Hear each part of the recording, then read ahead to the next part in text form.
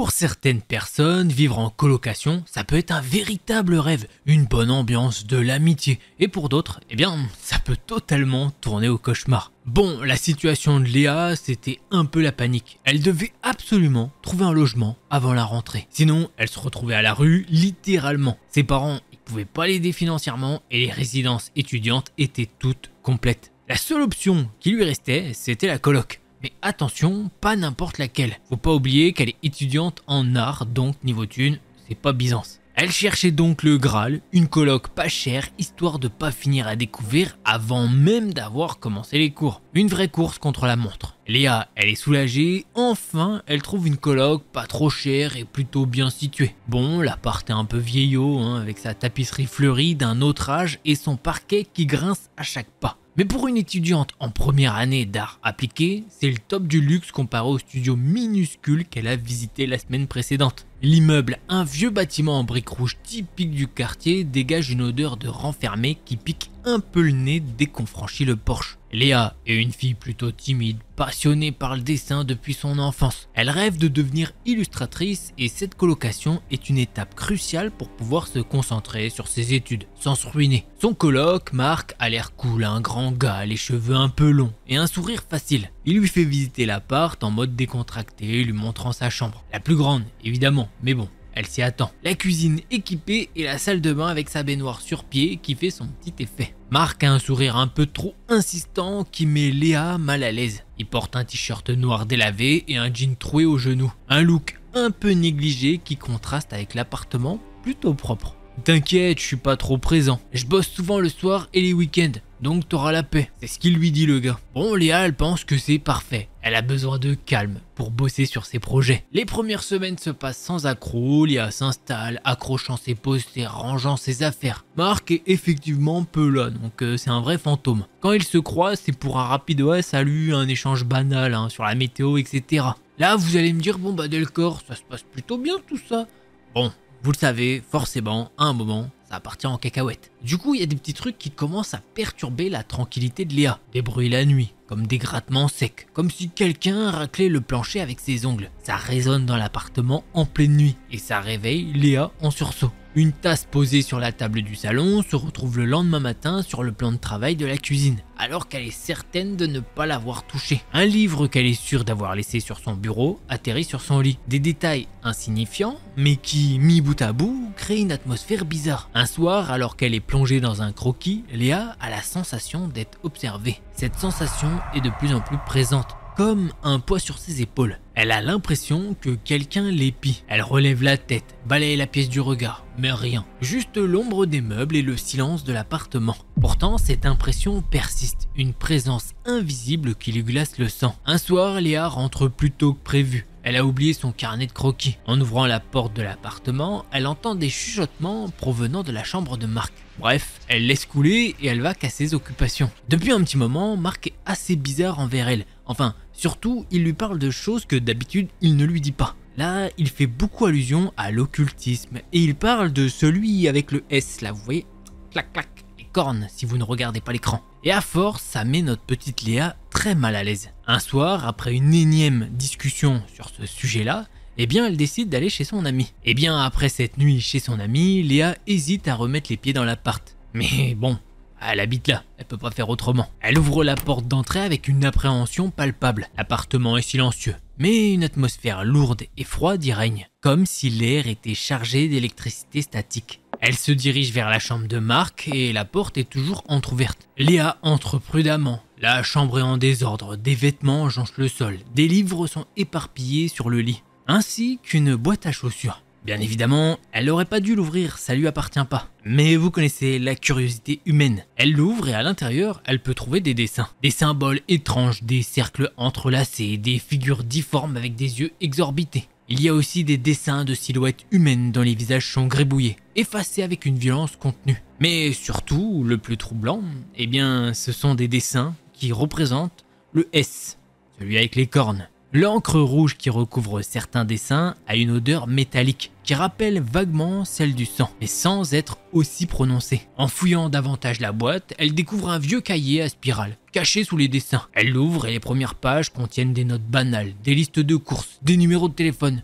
Puis, à force, l'écriture change. Elle devient plus nerveuse, plus saccadée. Des phrases étranges apparaissent. Il est là, il veut sortir, il murmure mon nom. Plus loin, Léa trouve des descriptions d'une soirée entre amis. Une soirée qui a mal tourné. Ils auraient utilisé une planche de Ouija. Marc décrit l'excitation du début, puis l'atmosphère qui s'est alourdie. Les messages qui sont devenus de plus en plus inquiétants. Il parle d'une présence qui s'est manifestée, d'une voix qui a répondu à leurs questions. Il ne mentionne pas explicitement une possession, mais il décrit un sentiment d'oppression, une sensation d'être observé, d'être manipulé.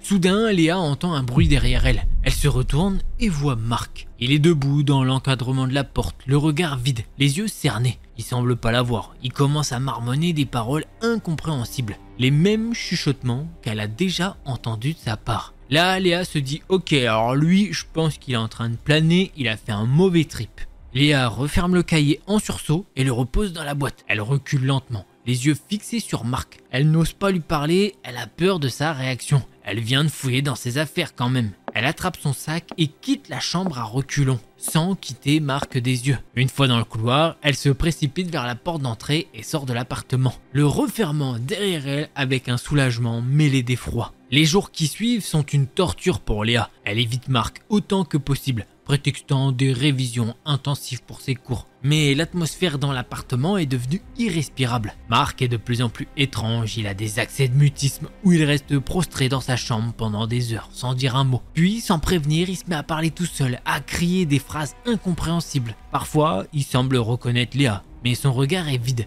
comme si son esprit était ailleurs. D'autres fois, il la fixe avec une intensité qui la glace, comme s'il pouvait voir à travers elle. Un soir, alors que Léa prépare un repas rapide dans la cuisine, Marc entre d'un pas traînant. Il ne la regarde pas mais se dirige vers le frigo et l'ouvre. Il reste là, immobile, fixant l'intérieur comme s'il cherchait quelque chose. Puis, sans raison apparente, il referme la porte avec violence, faisant sursauter Léa. Il se retourne alors vers elle, les yeux brillants d'une lueur étrange. « Tu sais, il est là !» Léa, terrifiée, recule instinctivement. « Comment ça ? Qui est là ?» Marc ne répond pas. Il se contente de la fixer avec un sourire inquiétant. Puis il se retourne et quitte la cuisine sans un mot. Une nuit, Léa est réveillée par des bruits étranges provenant de la chambre de Marc, un peu comme d'habitude. Des grattements, comme si quelqu'un griffait les murs, suivis de chuchotements indistincts. Elle essaye de se rendormir, mais les bruits persistent, devenant de plus en plus forts, de plus en plus insistants. Finalement, elle se lève, le cœur battant à tout rompre. Elle s'approche de la porte de la chambre de Marc et tend l'oreille. Les grattements sont devenus frénétiques, comme si une bête essayait de s'échapper. Les chuchotements se font plus clairs, c'est comme s'il parlait à voix haute. Elle distingue maintenant des mots, des bribes de phrases. « Sors, laisse-moi partir !» Soudain, un violent coup est frappé contre la porte, la faisant trembler sur ses gonds. Léa recule d'un bond, terrifiée. Elle entend Marc crier à l'intérieur de sa chambre.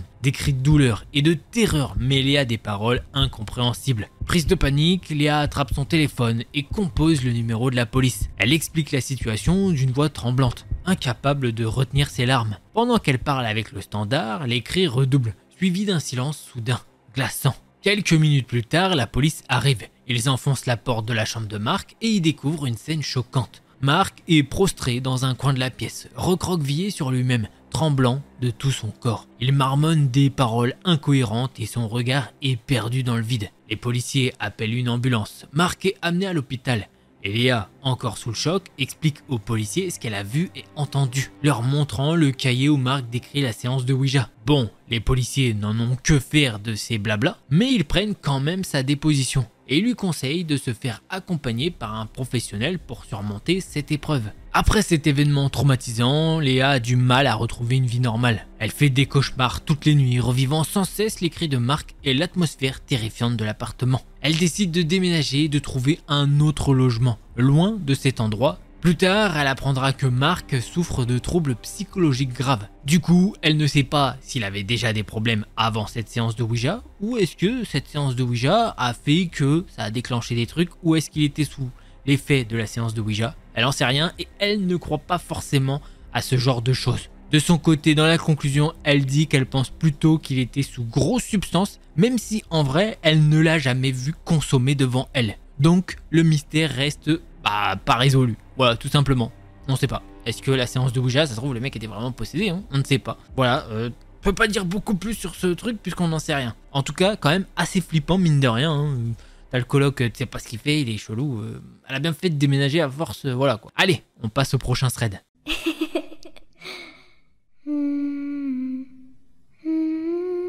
Alors, cette histoire, eh bien, c'est celle de Rose, et déjà, le titre, c'était on pourrait faire un film Netflix sur lui. Voilà, c'est pour vous dire que le gars de qui on va parler, enfin, vous allez voir, c'est une dinguerie. Bref, je vous en dis pas plus, mais elle espère en tout cas que, il fera pas d'autres victimes. Voilà, donc installez-vous confortablement, et puis moi j'ai oublié de faire une intro, donc au fait, c'est le thread 2, on est sur 5, je suis Delcor si jamais vous ne me connaissez pas, et aujourd'hui, je vais vous raconter 5 threads d'horreur. Voilà, tout simplement, j'espère que vous allez les aimer, et puis on va directement commencer avec ce deuxième thread d'horreur. Et si vous avez déjà kiffé le premier thread, vous connaissez un petit pouce bleu et un abonnement, histoire que vous n'oubliez pas à la fin de la vidéo alors que vous avez kiffé. Ça me soutient énormément, je vous jure, ça fait une grosse diff. Donc merci à celles et ceux qui prennent le temps de le faire. Allez, on commence avec cette histoire. En juin 2022, Rose rencontre Wilton Wallace sur Hinge. C'est un peu une sorte de Tinder au cas où, c'est une application de rencontre. Elle vient de Victoria en Australie et lui vient du Queensland, mais il bosse à Victoria. Il a 28 ans à l'époque et elle en a 24. Ils s'entendent bien et un jour, après avoir commencé à discuter, il lui propose de se voir en ville pour boire un verre. Il a l'air sympa et mignon, alors pourquoi pas s'habiller un peu et lui donner une chance. Bizarrement, son instinct lui envoie déjà des signaux, mais elle se dit que c'est juste le stress d'un premier encart. Elle aurait dû s'écouter, mais bon, il n'a pas vraiment montré de red flag pour l'instant. Il la retrouve à la gare de Flinders Street et sa première impression, c'est qu'il est super bien habillé. Costume, long manteau, clairement fier de son apparence. Direct, il est ultra tactile, beaucoup plus que ce à quoi elle est habituée. Il l'embrasse sur la joue, la soulève, la serre fort dans ses bras et ils se tiennent par la main dès le début. Ça la surprend, mais comme il est d'origine brésilienne, elle se dit que c'est peut-être juste un truc culturel. Rien d'alarmant, mais quand même, tout ça en moins de 10 secondes. Il décide d'aller boire un verre et il propose un bar hyper chic, super connu. Rose, elle est juste infirmière, donc clairement pas dans son budget. Mais il insiste pour tout payer. Très vite, il se montre ultra galant, charmant et c'est un vrai beau parleur. On dirait une comédie romantique kitsch des années 2000. Et elle va pas mentir, c'est quand même flatteur. Il est très ouvert sur sa vie, alors elle aussi. Ils ont plein de points communs et tout roule. En y repensant, elle a envie de vomir. Trop beau pour être vrai, non? Probablement. En gros, il lui raconte qu'il est né au Brésil, que sa famille avait une entreprise florissante, mais qu'ils ont tout perdu. Son père est mort et sa mère, sans le sou, a dû l'abandonner. Elle a gardé ses 4 sœurs, mais l'a envoyé en adoption au Portugal. Là-bas, il a grandi jusqu'à ses 17 ans avant de décider de retourner voir sa mère biologique. Il explique que sa famille portugaise était adorable, mais ultra religieuse, avec mariage arrangé et pas de plan cucu avant le mariage. Pas son truc, alors il retourne au Brésil, se rapproche de sa mère, puis finit par déménager en Australie. Il dit qu'il a fait des études d'aérodynamique. Bon, elle s'en fout complètement. Et qu'en 2022, il bosse comme directeur dans des compagnies maritimes, prenant l'avion entre le Queensland et Melbourne toutes les 2 ou 3 semaines. Maintenant qu'elle a bien assimilé ce ramassis de conneries, retour au rendez-vous. Rose a eu une enfance difficile, pauvreté, négligence, élevée par ses grands-parents. Donc cette histoire la touche en vrai. Il la tient dans le creux de sa main gluante. Par moments, il a l'air prétentieux et gonflé d'ego. Mais il précise qu'on lui reproche parfois d'être comme ça alors qu'il ne l'est pas. Clairement, quelqu'un l'a déjà remis à sa place pour être un connard arrogant. Le rendez-vous avance et ils ont des discussions profondes. Il coche plein de cases. Rose parle de sa passion pour la danse et de son envie d'apprendre la salsa. Il lui propose un studio qui donne des cours le week-end, mais c'est complet. Alors il lui propose de venir chez lui, juste pour traîner un petit peu. Elle ne sait pas ce qu'il a mis dans son verre, façon de parler, mais son bon sens s'est envolé. Elle accepte en précisant qu'elle doit rentrer avant minuit et que c'est juste pour discuter. Une fois chez lui, il allume des bougies, met de la musique salsa, sert un grand verre de vin rouge et lui propose de lui apprendre à danser dans son petit salon. Scène tout droit sortie d'un film comme Crazy Stupid Love. Rose, complètement sous le charme, se laisse faire. Ils finissent par s'embrasser, ça chauffe un peu, mais elle ne le laisse pas aller trop loin. Elle a décidé de ne plus faire de coups d'un soir et de se tenir à sa règle des 3 rendez-vous. Au final, ils dorment ensemble, mais elle reste entièrement habillée. Le matin, il l'emmène prendre le petit déjeuner, avant de lui commander un Uber pour rentrer chez elle. C'était leur seule et unique rencontre en physique. Quelques jours plus tard, ça commence à devenir bizarre. Wilton devient excessif, envahissant, ultra romantique. Sans rien demander, il lui achète de la lingerie, sans connaître sa taille ni l'avoir vue en sous-vêtements. Des bijoux pour son anniversaire, une semaine après leur rencontre. Et cerise sur le gâteau, il lui offre des vacances, tout compris au Queensland. Rose dit oui, parce que YOLO, non? Littéralement, elle pourrait mourir, mais au moins sa pierre tombale dirait qu'elle a vécu sa meilleure vie. Rose se rappelle du moment où Wilton lui a proposé un voyage de rêve, un restaurant privé appartenant à un ami, un tour en hélicoptère, une croisière sur un yacht, et plein d'autres trucs totalement fous. Il a payé les billets d'avion et lui a même dit de ne pas prendre de lingerie, parce qu'il avait déjà tout prévu. Là, elle a commencé à avoir un mauvais pressentiment. Le mec travaille pour une compagnie maritime, et il lui achète de la lingerie et des bijoux. Sérieusement, c'est quoi ce délire? Soit c'est un sugar daddy, soit elle est sur le point de se faire trafiquer comme un vulgaire colis. Son estomac se noue. Elle réalise qu'en fait, elle ne sait presque rien de lui. Et si elle partait dans un autre état avec ce mec louche, elle devait au moins être sûre de qui il était vraiment. Alors, avec son coloc, elle passe des heures à fouiller sur lui. Son Facebook est complètement verrouillé, alors qu'à l'époque, ce n'était même pas possible de le faire. Ça, c'est ce qu'elle dit. Bon, j'en sais rien, j'ai pas checké. Son Insta, aucune trace de famille, juste des photos de lui en voyage. Et les rares où il est tagué datent de plusieurs années au Brésil. C'est là qu'elle se pose la question. Est-ce que son nom est vraiment Wilton Wallace? Parce que ça sonne pas du tout brésilien ou portugais. Ça ressemble plus à un nom de personnage de dessin animé. Elle décide de creuser plus loin et cherche son numéro sur l'application de sa banque via PayID. Et là, boum, un autre nom apparaît. W. Vega dos Santos. Elle sent son cœur s'arrêter. C'est qui ce mec avec qui elle a perdu son temps? Elle ne lâche pas l'affaire et passe au peigne fin tous ses abonnés Insta. Et bingo, elle tombe sur une vieille photo de groupe de 2016 où il tient une femme brésilienne qui semble avoir 35 ans. Dans les commentaires, des gens écrivent « Je vous aime tous les deux, j'ai hâte de vous revoir ». Là, elle est presque sûre qu'il était marié. Elle cherche alors des infos sur cette femme sans grand succès. Mais elle finit par avoir une piste sur son nom. Ni une ni deux. Direction Google. Elle associe son nom à Vega dos Santos et tombe sur un document judiciaire en portugais. Bon, avec toutes les traductions un peu foireuses, elle arrive un petit peu à lire certains trucs. C'était une affaire de litige civil et leurs deux noms y apparaissent. C'est là qu'elle découvre la vérité. Le nom complet de ce mec, c'est Wilton Wallace Vega dos Santos. À ce stade, elle se demande si elle est en train de devenir parano. Peut-être qu'il est juste divorcé et discret sur sa vie privée. Mais non, son instinct lui dit qu'il y a encore plus d'embrouilles derrière tout ça. Alors, elle décide de lui tendre un piège. Elle lui demande d'envoyer une photo de son passeport, soi-disant pour que ses potes aient ses infos en cas de pépin pendant le voyage. Après des heures d'attente, il finit par l'envoyer. Sauf qu'il a masqué plusieurs infos et caché son visage. Mais il a oublié un détail, sa date de naissance. Ce type a 36 ans. Pas 29 comme il le prétendait. Là, elle comprend qu'il lui a menti sur toute la ligne. Mais elle joue encore un peu le jeu, juste pour voir jusqu'où il est prêt à aller. Elle le confronte sur son âge et lui sort une excuse bidon. Au Portugal, il y aurait eu une erreur administrative sur son enregistrement. Sauf qu'à moins d'avoir grandi à 13 ans dans le corps d'un gosse de 5 ans, ça tient pas la route. Les semaines passent et Wilton continue d'annuler et de reporter le voyage au dernier moment, toujours avec une nouvelle excuse. Rose sait déjà qu'elle n'ira pas, mais elle veut voir jusqu'où son plan foireux va aller. Puis un jour, il lui sort la carte ultime. Sa grand-mère au Portugal serait malade et il doit partir en urgence. Rose éclate de rire en lisant le message. Elle lui répond à peine. Et là, miracle, le lendemain, la grand-mère meurt d'un AVC. Si c'est vrai, elle rit pas elle, mais elle pense que c'est faux. C'est le déclic, elle en a marre des jeux. Elle décide d'envoyer un message à la photo de la femme Instagram et du document judiciaire. Elle décide d'envoyer un message à la femme de la photo Instagram et du document judiciaire. Elle se sent un peu mal, comme si elle dépassait les bornes, mais elle a un pressentiment.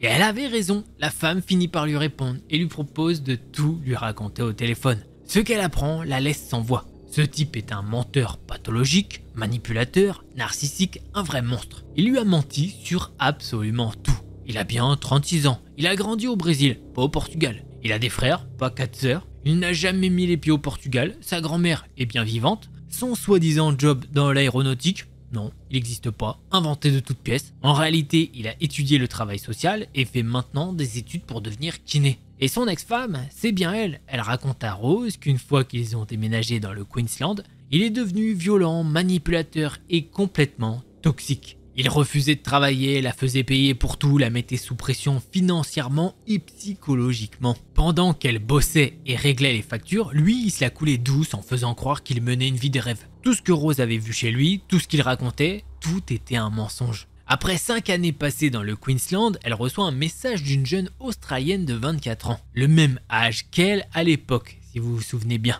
Et là, elle apprend qu'elle sort avec le même gars depuis 3 ans. Ils se sont rencontrés à l'université et il l'utilise pour faire tous ses devoirs. Il lui a raconté la même histoire de vie qu'à elle. Sauf que cette fille, elle ne s'est jamais posé de questions. Elle a gobé toutes ses conneries, même son mytho sur son âge. C'est un ami commun de la fac qui a tout fait capoter. Il a vu une photo du gars et a lâché un truc du genre. Mais je crois qu'il est marié, non?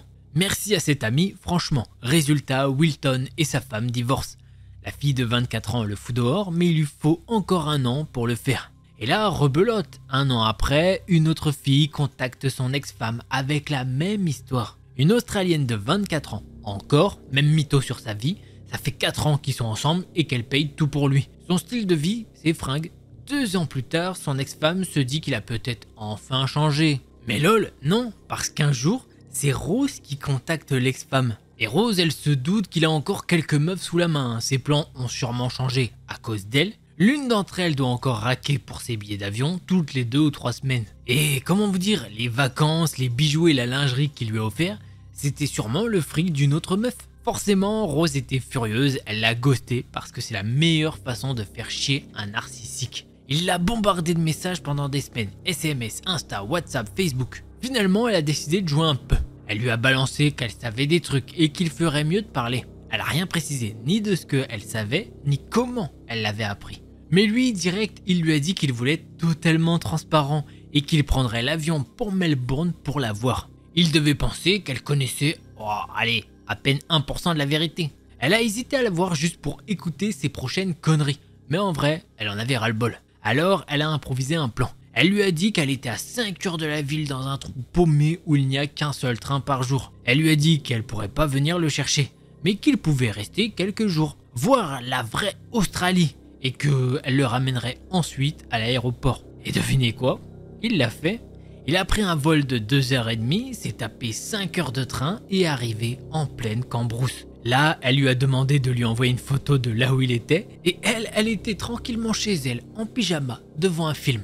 Et lui, sous la flotte, en plein milieu de nulle part, à 5 heures de l'aéroport, bloqué jusqu'au lendemain, de l'or pur en barre. Elle ne peut que imaginer à quel point il devait être fou de rage. Elle a attendu ce moment avec impatience. Elle lui a envoyé un message bien préparé, juste ce qu'il fallait. Elle a attendu qu'il le lise et elle l'a bloqué de partout. Terminé, jamais regardé en arrière. Alors voilà, faites gaffe et faites confiance à votre instinct. Elle avait posté ça sur un forum de Melbourne à l'époque et plein de filles lui ont répondu. Certaines l'avaient rencontré en ligne ou en date, mais heureusement, elles avaient senti l'embrouille avant que ça aille trop loin. Par contre, elle était la seule, assez tarée pour aller jusqu'au bout et découvrir qui était vraiment ce sale type. Elle espère juste qu'il n'a pas réussi à manipuler d'autres filles après elle. Et si c'est le cas, elle espère qu'elles finiront par voir clair dans son jeu. Donc voilà, elle finit en disant que si vous croisez ce petit en ligne ou en vrai, eh ben, ne vous faites pas avoir parce que vous savez que c'est un gros mytho. Et on parle de lui, mais il y en a plein d'autres. Donc faites gaffe avec qui vous parlez sur internet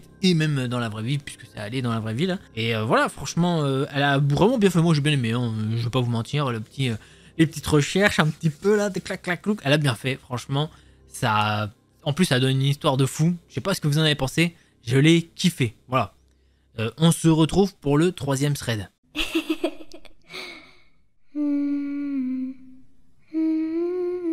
Lola a environ 14 ans lorsqu'elle vit cette histoire marquante. Comme chaque été, elle part en vacances chez son grand-père qui habite un petit village près d'Aix-en-Provence. Là-bas, elle retrouve souvent son voisin du même âge. Cette fois-ci, la cousine de son voisin est aussi présente, ce qui aura son importance plus tard. Alors qu'ils discutent devant chez son grand-père, son voisin raconte qu'un homme vivant plus bas dans la rue a fait un scandale dans l'après-midi. Furieux que des enfants jouent devant chez lui. Il paraît qu'un terrain de foot a été construit juste en face de sa maison, ce qui pourrait expliquer son comportement. Ils en rigolent et reprennent la route nocturne jusqu'à passer devant la maison de cet homme. Le voisin, voulant faire le malin, annonce qu'il va lancer un caillou. Lola s'énerve et lui dit de ne surtout pas le faire. C'est alors qu'une énorme araignée traverse leur chemin, Prise de panique, la cousine pousse un hurlement assourdissant, juste devant la maison du monsieur. Il la gronde et observe quelques instants si des lumières s'allument à l'intérieur. Comme tout reste sombre, ils continuent leur chemin.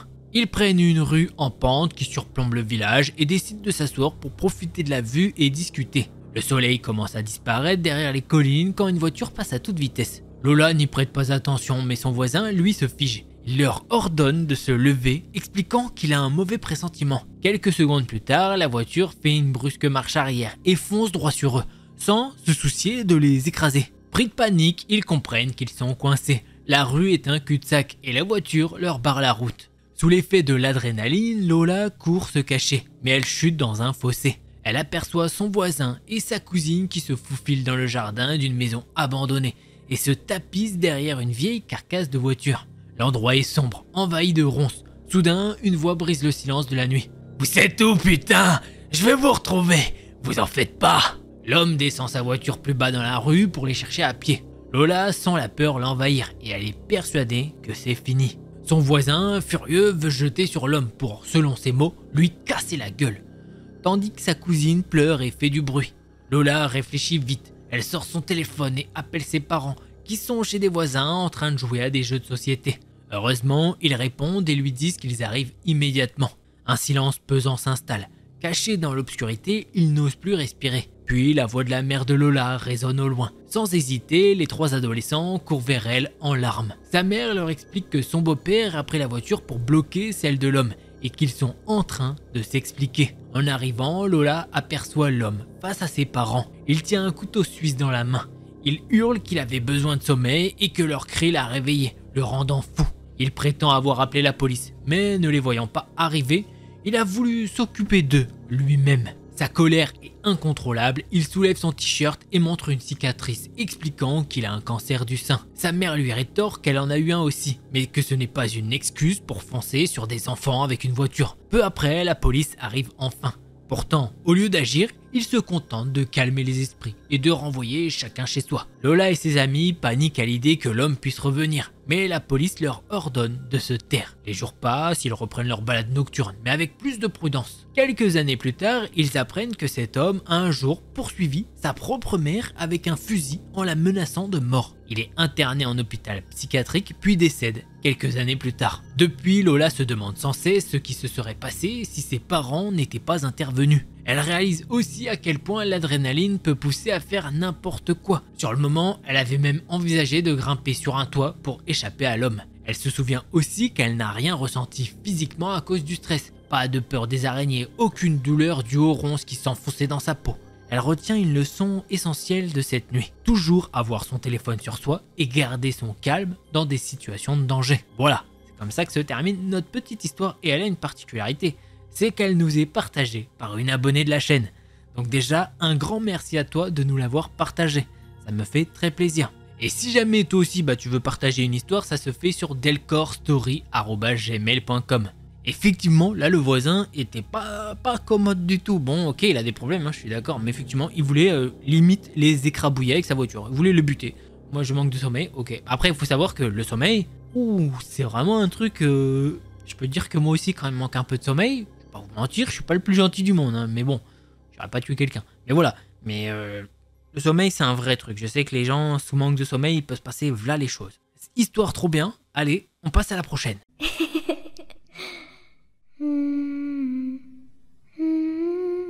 Mathilde se remémore un souvenir flou, mais important, qui lui revient en tête ce soir. Elle ressent le besoin de le noter quelque part. C'est une journée d'automne fraîche de son année de CE2. Mathilde est beaucoup harcelée et n'a pas beaucoup d'amis, mais elle apprécie sincèrement les quelques-uns qu'elle a. Heureusement, son enseignante, Madame Rébine, place les élèves selon l'ordre alphabétique de leur nom de famille. Grâce à cela, Mathilde se retrouve proche de son ami Tom, un ami qu'elle espère garder pour la vie. Ce matin-là, alors qu'ils discutent, Madame Rébine présente un nouvel élève, Charlie. Charlie est maigre et mal habillé, non pas d'une manière démodée, mais plutôt comme si ses vêtements auraient dû être remplacés depuis longtemps. Puis Madame Rébine annonce une nouvelle qui déçoit Mathilde. Le nom de famille de Charlie vient s'intercaler entre le sien et celui des Tom, les séparant du coup. Déçue, elle se présente malgré tout à Charlie espérant se faire un nouvel ami. Charlie parle très peu, sans doute à cause de la nervosité. Au fil des jours, Charlie commence à mettre Mathilde mal à l'aise,